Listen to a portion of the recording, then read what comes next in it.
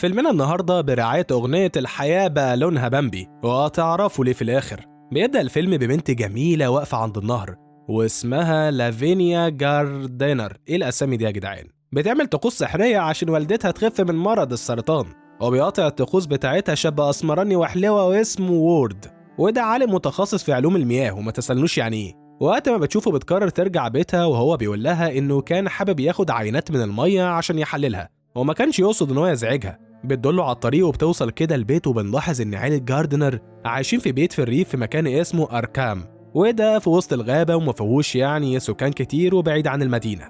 وأبوهم عامل مزرعة حوالين البيت وزارع فيها خضار وبيربي فيها حيوانات اللامة، وده نوع من فصيلة الغزلان وممكن نقول عليهم الجمال برضو. وعائلة جاردنر نقلت يعني المكان ده بعد ما نيسان جاردنر طلع على المعاش. بتلاقي لافينا ابوها قاعد ومستنيها وهو متضايق عشان خرجت من غير ما تقول لحد. هو بيقول لها دخلي الحصان بسرعه في الحظيره قبل ما امك تحس انك سبت اخواتك ومشيتي. بتطلع بقى تريزا ام لافينا وبتقول لها المفروض كنت تبقي بتذاكري دلوقتي انت واخوكي اللي محدش شافه من الصبح. فبتقول لافينا لامها انه اكيد في اي حته بيشرب سيجاره محشيه، حاكم بيني وبينك يعني اخويا صاحب مزاج. بتتضايق تريزا من رد بنتها لانها الكبيره والمفروض تخلي بالها من اخواتها.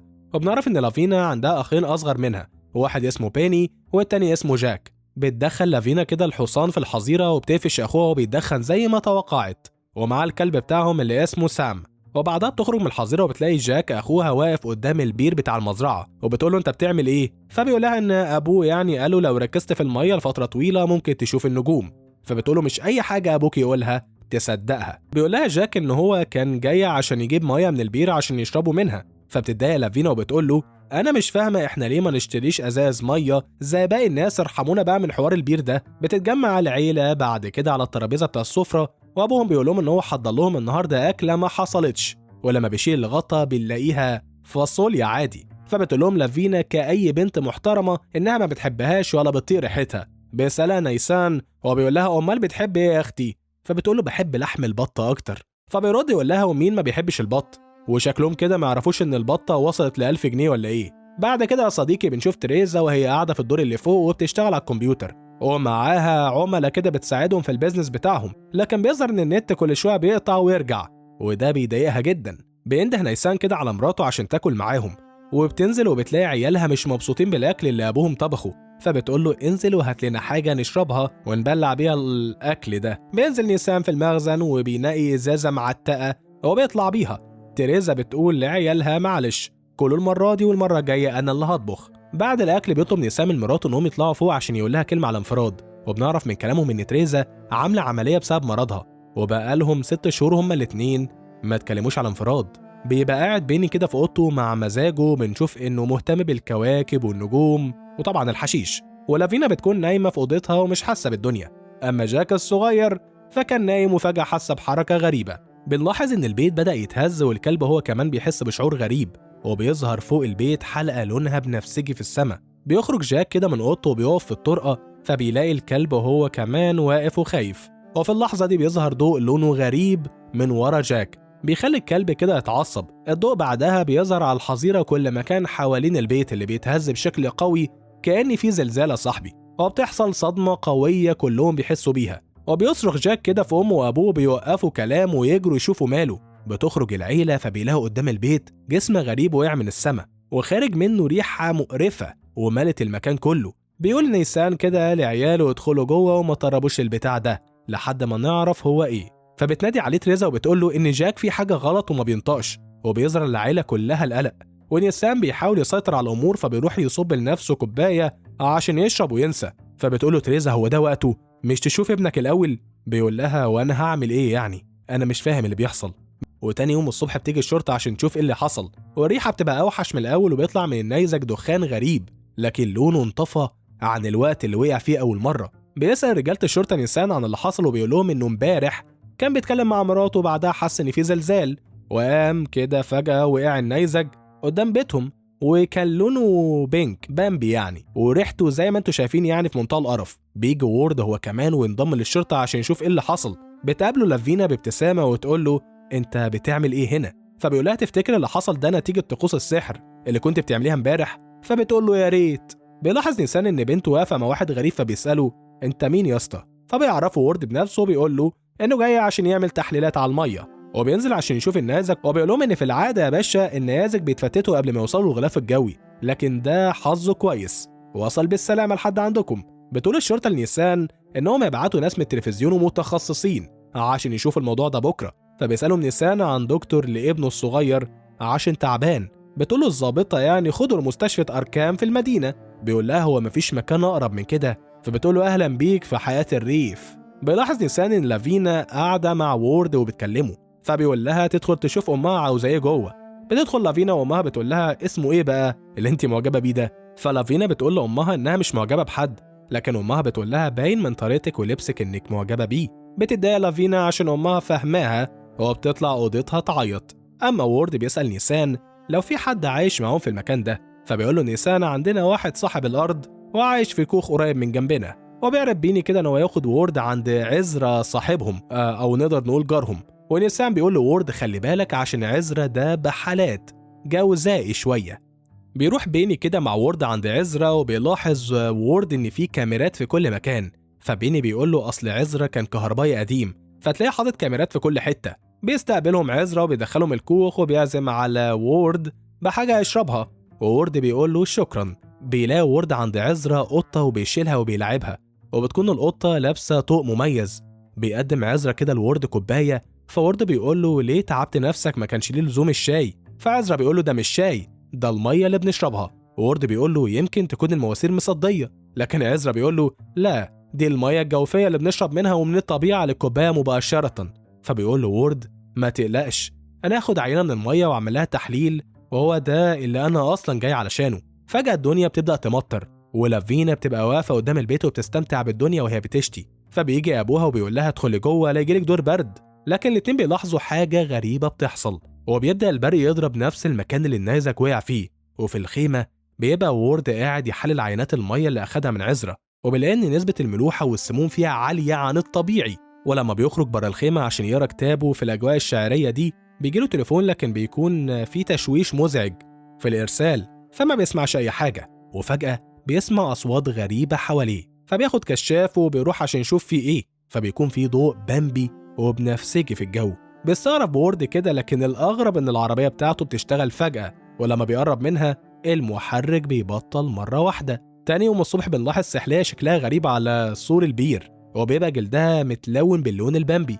أما النيزك فبيختفي من مكانه، ونيسان هو وتريزا بيبقوا واقفين مستغربين إزاي حاجة حجمها كده فجأة تختفي وكأنها ما كانتش موجودة. ولما يبص كده نيسان جنبه بيلاحظ زهرة شكلها غريب قوي أول مرة يشوفها في الأرض. بيسأل تريزا هو أنتي اللي زرعتيها؟ فبتقوله لا والمصحف منى، يمكن تكون زهور معمرة كانت موجودة في الأرض وطلعت. في اللحظة دي بتوصل عربات الأخبار اللي جايين ينقلوا الخبر، وواضح على نيسان إن هو متضايق من الحوار ده. وبالليل بيبقى واقف يتفرج كده على نفسه في التلفزيون هو وعياله، وتريزا في المطبخ بتحضر لهم العشاء. فالمذيعة اللي كانت بتعمل مع نيسان الحوار بتغلط وبتقول إن في جسم فضائي هبط من السماء قدام بيت عيلة جاردنر. بيتعصب نيسان وبيقول إن هو ما قالش الكلام ده، وإنه قال لها يعني أكتر من مرة إن اللي وقع كان نيزك مش جسم فضائي. بيبقى واضح إن تريزا زهقانة من جوزها وفجأة بتسرح. بيبعت نيسان كده جاك ابنه الصغير عشان ينادي لتريزا من المطبخ تشوفه هو في التلفزيون. فلما جاك بيدخل عليها وهي بتقطع الجزر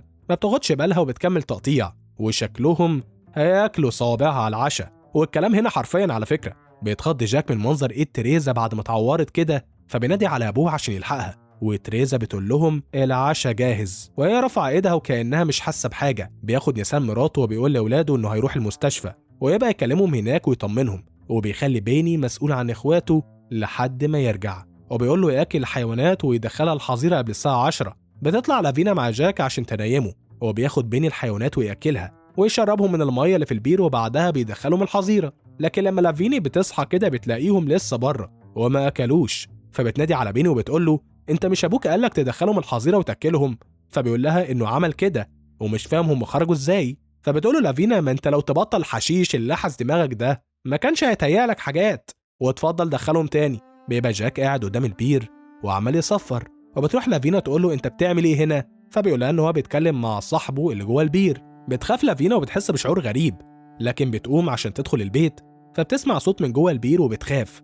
بتدخل البيت وتليفونها بيرن، لكن بتسمع أصوات غريبة وما بتسمعش صوت أبوها. وفي نفس الوقت بيكون نيسان في المستشفى، وهو كمان سمع صوت تشويش ومش واصل له صوت بنته لافينا، فبينهي المكالمة. بيكون جاك قاعد لسه قدام البير وبيرسم كائن شكله غريب بنفس اللون بتاع النيزك، وفجأة بيسمع صوت فبيقرب كده من البير، وبيلاحظ إن الزهور الوردية كترت حوالين البير. بيبص جاك في البير وبيلاحظ إن في حاجة غريبة جواه، واللي جوه البير هو كمان بيبص لجاك وبيشوفه. وبتطلع حشرة من الكيان اللي جوه البير، بتكون شكلها غريب ولونها وردي كأنها جراد وفراشة وعنكبوت في جسم واحد، وبتطير. فبيخاف جاك وبيبعد عنها.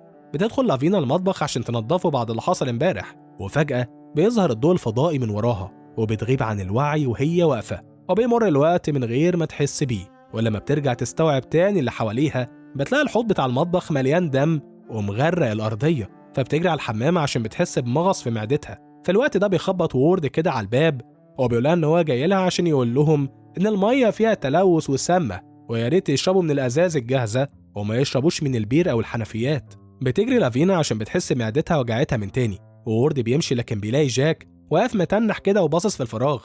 بيسأله انت بتعمل ايه؟ فبيقول له انا بلعب مع اصحابي. بيسيب وورد مع نفسه وبيقول له، لكن بيلاقي ضحك ضحكة مريبة. فبيقول في سره ايه العيلة الغريبة دي؟ بيروح وورد للعزرة كده عشان يبلغه هو كمان ويبقى عمل اللي عليه، لكن لما بيوصل بيلاقيه قاعد على الارض وحالته غريبة. فعزرة بيقول له اجيب لك شوية مية؟ بيقول له وورد لا شكرا، انا جاي اقول لك ما تشربش من المية دي عشان ملوثة. وبيسأل وورد عن قطة عزرة، فعزرة بيقول له انا ما شفتهاش من ساعة الموضوع ما بدأ. بيسأله وورد موضوع ايه اللي بدأ؟ فبيرد عزرة وبيديله سماعات وبيقول له انا سامع صوتهم تحت الارض. بيسأله وورد هم مين؟ فعزرة بيقول له فضائيين. بيكتم وورد كده الضحكة وبيقول له طب ايه رأيك اجي بكرة بالمعدات بتاعتي انا والفريق وهنشوف الصوت اللي انت مسجله ده مصدره ايه؟ ممكن يكون حركة في صخور الارض مش اكتر. بيقول له عزرة الوقت هيكون اتأخر. بيمشي وورد، وقبل ما بيخرج بيقول لعزرة انه لو لقى القطة بتاعته هيرجعها له. فعزرة بيقول له انت لو شفتها مش هتعرف ان هي القطة بتاعتي. وبالليل بيبقى نيسان وتريزا راجعين في طريقهم من المستشفى، ونيسان عمال بيتحف تريزا بصوته في الغنى وهي بتقول له ارجوك كفاية. بيكون الطريق عليه كده ضباب، وفجأة وهم سايقين بتظهر قدامهم قطة عزرة، وهي أسنانها مخيفة ولونها اتحول وبقت بامبي في بنفسجي، ده غير جسمها بقى اللي شكله غريب. بيفرمل نيسان بسرعة وهو ومراته بيتخضوا من اللي هم شافوه ده، فبتحاول تريزا تتصل بعيالها وتطمن عليهم. بيبقى جاك قاعد عند البير وهو وسام الكلب بتاعهم، والاتنين شايفين لون فضائي غريب حواليهم. بتفوق لافينا وبتروح أوضة بيني وبتلاقي الكمبيوتر بتاعه عطلان وبيخرف. بيدخل بيني يقول لها بتعملي ايه؟ فبتقول له انت مش حاسس ان في حاجه غلط؟ بيقول لها ومين سمعك؟ انا كنت باكل حيوانات والدنيا نهار، وفجاه لقيت الدنيا ليلت وما حسيتش بالوقت. بيسمعوا صوت التليفون بيرن، فبترد لافينا وبتسمع صوت صراخ غريب. هي وبيني بيستوعبوا ان اخوهم جاك مش موجود، وبيطلع واقف على الطريق. فبتشوفوا امه كده هي وابوه، ولما بيلاقوا اخواته الكبار طالعين من البيت بيزعقوا لهم عشان سايبين جاك لوحده، والاتنين ملهيين في تفاهات من بتاعتهم. بتاخد تريزا جاك وبتدخل بيه البيت، وبتحاول لافينا تشرح لابوها ان في حاجه غلط بتحصل في المكان وانها كانت تعبانه من الصبح. فبيلاحظ نيسان ان حيوانات اللامه بتاعته بره الحظيره في الوقت ده. بيزعق لبيني وبيقول له انا مش قلت لك تاكلهم وتدخلهم جوه؟ بيلاحظ نيسان كده لما بيدخل الحظيره ان الكلب بتاعهم ضايع، وبيسيب اللامه في الحظيره وبيطلع. فلافينا وبيني بيقولوا له انه لازم ياخد باله عشان في حاجات غريبه بتحصل في المكان، وبيقول لهم بطلوا تخريف بقى وكبروا شويه. بتتفق وقتها لافينا مع اخوها انهم يهربوا من البيت قبل ما الموضوع يزيد عن حده. بيطلع بعد كده نيسان لأوضته عشان ياخد دش بعد مشوار المستشفى، لكن بيلاحظ ان ملمس الميه غريب.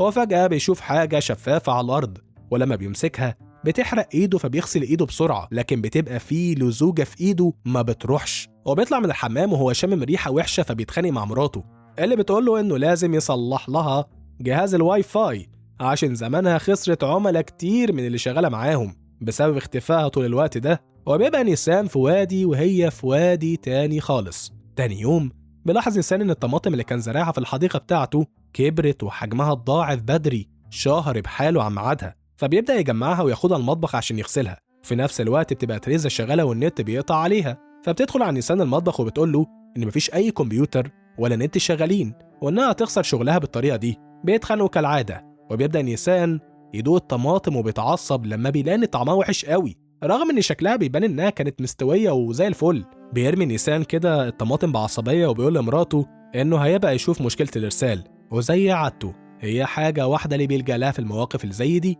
بيروح عشان يشرب عشان ينسى. فبيلاحظ يعني ان شكل جلده بقى غريب واتغير، والتلفزيون هو كمان بيقف فجأة ويعطل. وبالليل بيقوم جاك من جنب تريزا ويتسحب، فبيلاقي ابوه نايم قدام التلفزيون وبيني اخوه قاعد بره قدام البيت.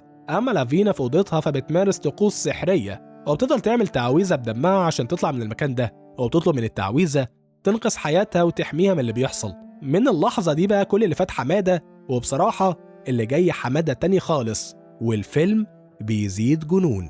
بتقوم تريزا كده من النوم وما بتلاقيش ابنها الصغير جنبها، فبتنزل تطمن عليه. بتلاقي بيني اخوه واخده كده ورايحين يدوروا على سام الكلب في الحظيره. بيدخل بيني هو وجاك جوه الحظيره وبيشوفوا الحيوانات وهم بيتحولوا لوحش مخيف، اسنانهم كبرت وجلدهم اتغير وسيطر عليهم اللون الفضائي العجيب ده. بيخاف بيني وبيهرب هو واخوه بره الحظيره، فبتجري تريزا كده ناحيتهم عشان تنقذ ابنها، وبتاخد جاك في حضنها، لكن اللون الفضائي بيلحقهم وبيضربهم إشعاع قوي لحد ما بيخليهم هما الاتنين يسيحوا جوه بعض وينصهروا كأنهم جسم واحد. نيسان بيبقى طالع بيتطوح كده من البيت ومش فاهم ايه اللي بيحصل، لكن لما بيبص لمراته وابنه الصغير بيشوف اللي حصل لهم. بيقول لبيني لازم ندخلهم البيت، وبعد كده بيقول له اطلب الإسعاف بسرعة، لكن التليفون مش بيجمع ولا بيقدروا يطلبوا حد. بعد ما لافينا بتخلص الطقوس بتاعتها بتنزل وتشوف أمها وأخوها هما منصهرين في جسم واحد، واللون الفضائي بيسرى جوه جسمهم، فبتتخض وبتيجي كده مصرخة.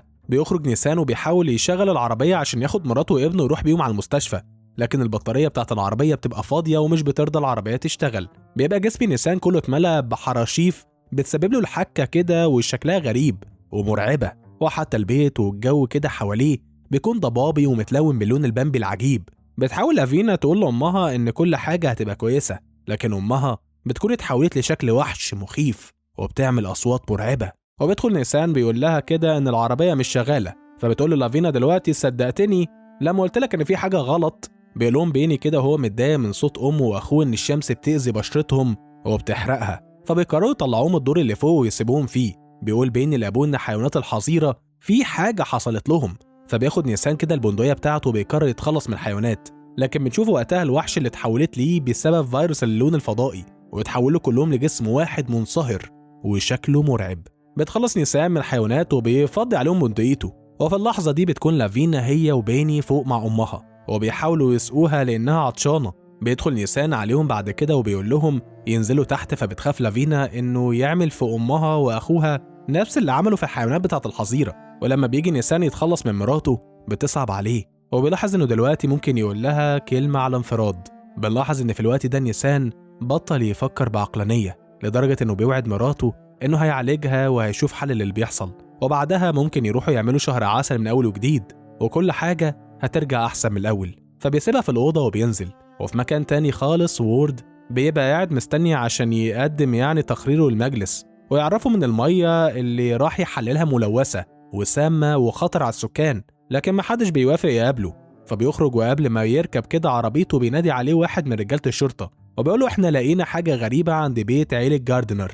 وبيكشف الغطا فبيظهر لنا حيوانات اللاما وهي كتلة كبيرة كلها داخلة في بعض. بيقول لهم وورد إنه كأنهم اتعرضوا لإشعاع وخلاهم يتحرقوا، والمفاجأة إنه بيلاحظ في نص الكيان الوحش الغريب قدامهم الطول المميز اللي كانت لابساه قطة عزرة. بتاخد لافينا الحصان وبتقول لبيني يروح يجيب السرج بتاعه من الحظيرة عشان يمشوا ويهربوا من المكان ده، فبيخاف بيني لكن بيدخل الحظيرة في الآخر ويا فرحة ما تمت. بنلاحظ إن الحصان هو كمان بدأ يسيطر عليه اللون الفضائي ودخل جسمه، فبيهرب الحصان من لافينا وبيجري بعيد. وآخر إبداعات بيني إن هو هيسمع صوت جاي من البير، فهيقول لأخته إن ده صوت الكلب وإنه هينزل عشان ينقذه. فبتقول له لافينا ما يبقاش غبي، ده مجرد كلب وإنهم لازم يمشوا من هنا، لكن بيقول لها بيني أبدا لازم أنقذه بنفسي. وبيلاحظ إن في حاجة بتتحرك جوه البير، وفجأة بيكتشف إن اللي موجود في البير مش الكلب، ده الكائن الفضائي اللي كان موجود جوه النيزك. ومع السلامة باي باي، بيني مش معانا في اللي جاي. بتلاقي لافينا كده أبوها بعد كده جاي وبياخدها وبيقول لها أمك جعانة، وطبعا انتوا عارفين هو هياكلها إيه. فبياخد لافينا ويطلعها لفوق ويقول لها إحنا عيلة ولازم نفضل مع بعض. بتتحايل عليه لافينا عشان يسيبها وبتقوله إنها مش هتضايقه ولا هتزعله تاني، لكن يسام بيكون اتجنن خلاص وبيدخل لافينا الأوضة اللي بيكون فيها تريزا اتحولت لوحش شكله مخيف وبشع. هو بتبقى جعانة وما بتصدق جوزها المخلص نيسان دخلها الأكل، أقصد لافينا. بيبقى وورد والظابط في طريقهم لبيت عيلة جاردنر، فبيلاحظوا الحصان وهو بيهرب وبيبعد عن البيت، ولما بيوصلوا بيخبطوا على الباب وبيفتح لهم نيسان وهو في حالة غريبة، ولما بيسألوه عن عيلته بيشاور لهم جنبه في الهوا وبيقول لهم كلهم هنا إلا بيني ده بقى استقر في البير. بيسمع وورد صوت صراخ كده لافينا، فبيطلع فوق عشان ينقذها هو والظابط، وبيلاقوا الباب مقفول فبيكسروه، ولما بيشوفوا اللي جوه الأوضة الاتنين بيتسمروا مكانهم وما بيتحركوش لحد ما نيسان بيدخل وأخيرا بيخلص من وحش مراته وابنه. هو بيستوعب إن دول خلاص ما بقوش عيلته. بياخد وورد لافينا وبيقول لها ما تخافش وإنه هنقذها، وبينزل بيها تحت، وفي الوقت ده بيظهر اللون الفضائي وهو خارج من البير وهيهاجمهم، فبيمسك نيسان كده بندقيته عشان يضرب عليه النار، لكن الظابط بيخاف لا يكون نيسان هيأذي وورد أو لافينا، فبيضرب عليه النار الأول.